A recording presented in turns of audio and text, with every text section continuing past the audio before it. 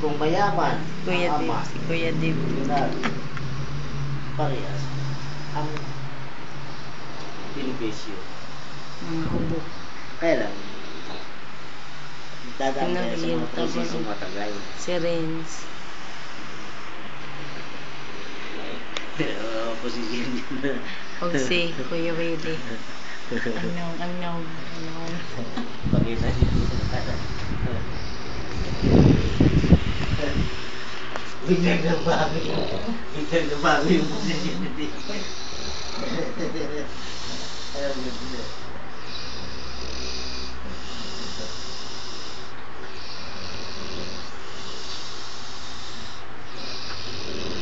Oo, totoo yun. So, sa akin naman, kung anong sa bata, kung anong sa'yo, accept your blessings. Diba? Sa isang story, may mga bagay na hindi rin pinapaboran ng Korte Suprema ang revised penal code na kung ang legal wife or dito sa kabila, hindi rin sinapag. Sa YouTube ba? Ayon sa mga dokumentong ipipresenta mo sa husgado, may mga ipinasa nga yung batas sa Kongreso at sa Senado, nakikinabang ang ina at ang father. Yun ang revised penal code, family code.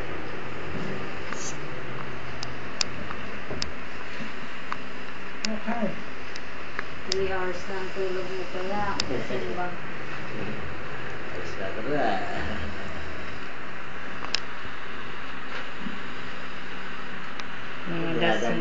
Dinadaan na natin lang sa ito. Siyempre, kung hindi tayo nagkintuan, wala na eh.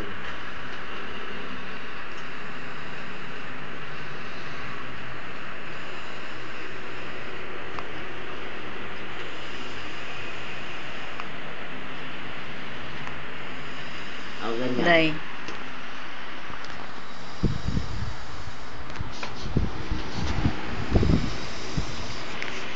Ayun, istorya kita.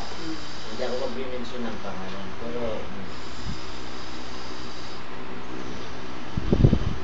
may babae at lalaki. Magpagrelasyon. Ngayon, dalagang babae. May asawa yung Lalaki.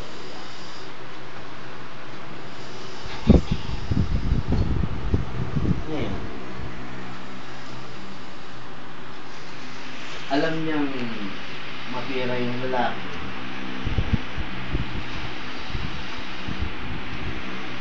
Mas wise yung babae.